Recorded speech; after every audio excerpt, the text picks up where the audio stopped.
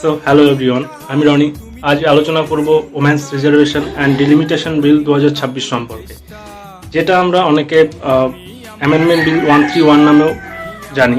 তো মেন বিষয়টা এই বিলের মধ্যে কি কি প্রস্তাবনা রাখা হয়েছে এবং বিলের বিরোধিতা করার কারণটাই বা কি, অনেকে বিরোধিতা করছে, অপোজিশন যারা রয়েছে। এবং সবচেয়ে গুরুত্বপূর্ণ প্রশ্ন যেটা অনেকের মনেই ঘুরছে, সেটা হলো বিলটা বেশি সংখ্যক ভোট পাওয়া সত্ত্বেও কেন পাশ হতে পারলো না। দেখো, এই সমস্ত বিষয় সম্পর্কে আলাদা আলাদা ভিডিও আসা উচিত আমার মনে হয়। তো আমি টাইম পেলে প্রত্যেকটা বিষয় সম্পর্কে আলাদা আলাদা ভিডিও নিয়ে আসবো। বাট আজকে আমি মেনলি যেটা আলোচনা করব, যে বেশি সংখ্যক ভোট পাওয়া সত্ত্বেও বিলটা কেন পাশ হতে পারলো না।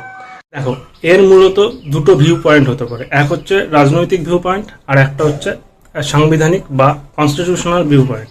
তো আমরা যদি কনস্টিটিউশনাল ভিউ পয়েন্ট দিকে তাকাই, তো কি দেখতে পারবো না, দেখতে পারবো যে এই বিলটা পাস না হওয়ার সবচেয়ে গুরুত্বপূর্ণ কারণ যেটা, বা মেন কারণ যেটা বলতে পারি, সেটা হচ্ছে আমাদের আর্টিকেল 368। তো এখানে স্পষ্টতই বলা আছে যে এই ধরনের কোনো বিল যদি সংসদে পাস হতে হয়, তাহলে মোট এবং উপস্থিত ভোটদানকারী সদস্যের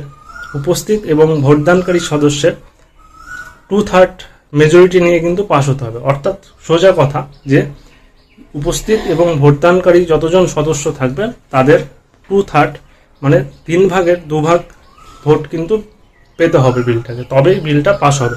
তো এখানে কি ঘটলো, যে বিলটির পক্ষে পড়লো 298টি ভোট এবং আমরা দেখতে পেলাম বিলটির বিপক্ষে পড়েছে 230টি ভোট।